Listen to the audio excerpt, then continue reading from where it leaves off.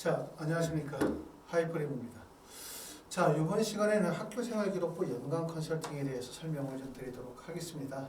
연관 컨설팅이라는 거 뭐냐면 1년 과정 동안에 학생부의 기재관리, 또 학교에서 진행하는 수행평가, 또는 독서활동, 동아리 활동, 세부 능력 및 특기사항 등과 같은 학생부의 전반적인 관리와 학생부의 세부적인 내용들에 도움을 드리는 것이 연관 컨설팅이라고 말씀을 드릴 수가 있는데, 특히 이제 우리가 의대를 희망하시는 분들 입장에서 볼 때 사실은 학교 내신의 중요성이 워낙 크죠. 대부분 의대를 가려고 한다.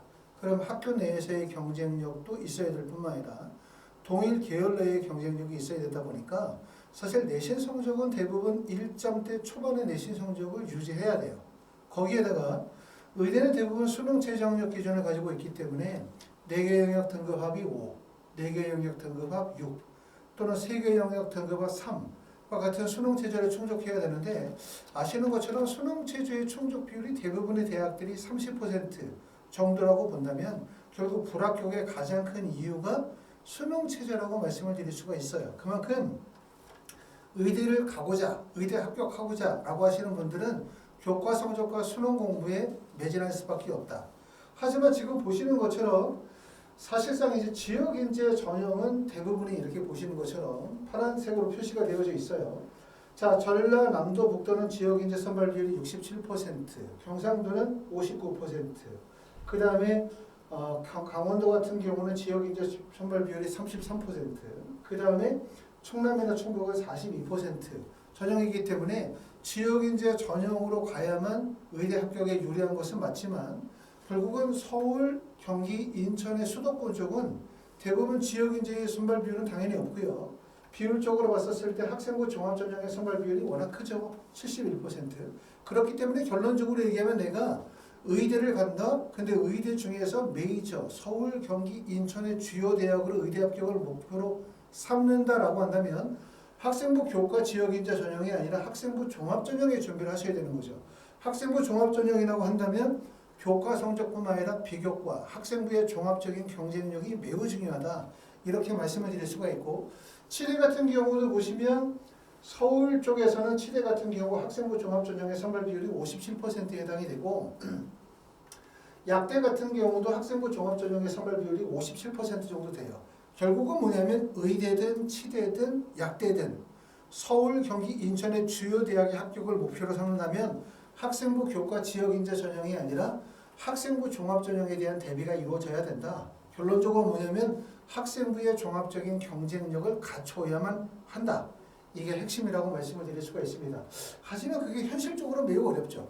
지금 보시는 것처럼 서울대학교 일반전형부터 시작해서 아주대학교 에이스까지 의과대학에 합격한 학생들의 교과 성적의 70% 평균 성적을 보면 대부분 1점대 초반 중반 정도의 성적이에요.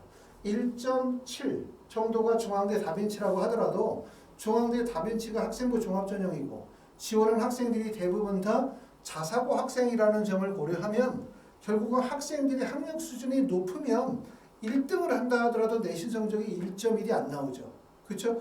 학생들의 학력 수준이 좀 낮고 그 다음에 1등과 2등의 학력 격차가 크고 또 1등이 내신을 전체를 다 휩쓸면 내신 성적이 1.0이 나올 수 있지만 결국은 학교 프로파일이 높은 학교일수록 내신 성적이 1.1이 존재할 수가 없어요. 그렇기 때문에 중앙대학교 탐구형이나 다빈치 1.7이라는 내신은 일반고의 1.7로 이해할 수가 없다.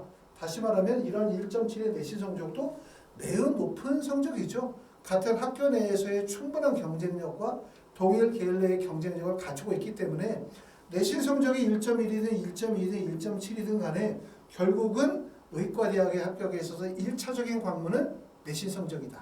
이렇게 말씀을 드릴 수가 있어요. 그만큼 내신 관리를 하면서 학생부의 비교과 관리를 병행한다는 것이 현실적으로 매우 어렵다.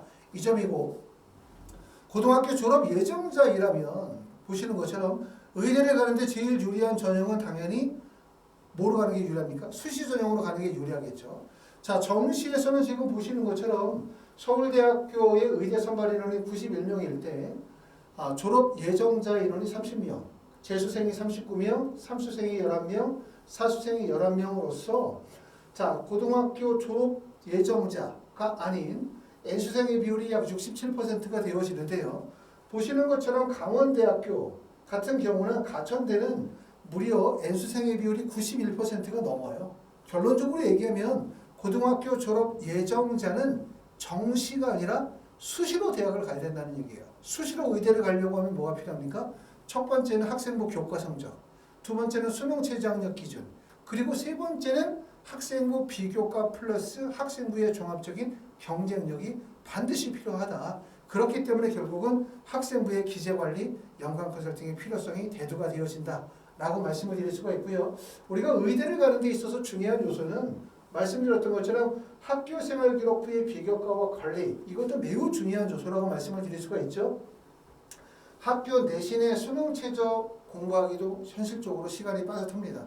이런 가운데 학교생활기록부의 비교과와 기재관리까지 만약에 학생들이 도맡아서 해야 된다면 현실적으로 수능과 내신 공부를 할 수 있는 시간적인 여유가 많지가 않은 게 고민일 수밖에 없어요. 하이퍼리뷰에서는 지금 학교생활기록부 연관 컨설팅과 관련해 이루어진 약 2천여 명의 전문 멘토, 그 다음에 의학계열의 124명의 멘토들이 확보가 되어져 있고, 오랜 기간 동안 학생부 종합전형 연관 컨설팅과 관련해 되어진 데이터와 그와 관련해 되어진 입시의 결과들을 쌓아왔습니다.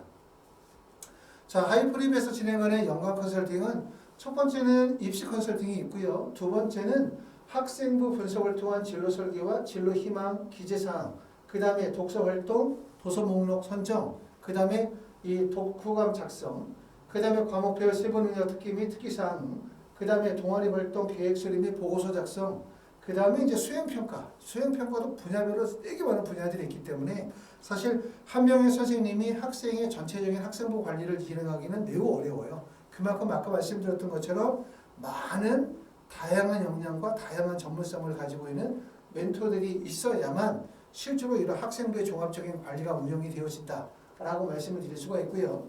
학생부 연관 컨설팅이 진행이 되는 루트는 어떻게 진행하냐면 제일 첫 번째는 학생부와 모의고사 성적을 기반으로 제가 부모님과 직접 상담을 하고 학생부의 문제점, 개선점, 앞으로의 로드맵을 설계해 드릴 거고요. 설계한 내용을 바탕으로 담당 실장님이나 부원장님이 배정이 되고 그분께 상담 내용을 전달해 드릴 겁니다. 그럼 이제 실장님이나 부원장님이 부모님과 상담을 하면서 앞으로 진행할 학교 활동이 무엇인지 어떻게 진행할 것인지에 대한 세부적인 계획을 수립하게 되고, 그러고 난 다음에 이제 학교에서 수행평가나 탐구보고서나 또는 세부 능력 및 특기사항이나 동아리 활동이나 학생부 기재 관련된 여러 가지 업무가 주어지게 되면 그 분야에 맞게끔 다양한 멘토 또 선생님이 배정이 되어져서 작업이 순차적으로 진행이 돼서 최종 완성본을 만들도록 그렇게 할 겁니다. 이런 과정들이 이제 학생부 하이퍼립에서 진행하는 연간 컨설팅이라고 말씀을 드렸죠. 예전에 우리가 대학을 가기 위해서 수능 공부하고 대학에 가기 위해서 내신 공부만 하고 이러는 시기였다면 사실은 수시뿐만 아니라 정시에서도 학생부가 반영이 되어지고 있는 현 시점에서는 그만큼 학생부의 기재관리가 매우 중요하다라는 점을 꼭 말씀을 드리고 싶어요. 더군다나 우리가 목표하는 대학이 상위권 대학, 내가 의과대학에 합격을 하고자 의대를 가고자 목적으로 삼는다면 결국 학생부에 대한 좀 더 전문적이고 체계적인 관리 운영이 반드시 필요하다고 생각이 되어집니다. 자, 하이퍼립에서 진행하는 연관 컨설팅에 대해서 설명을 드렸습니다. 감사합니다.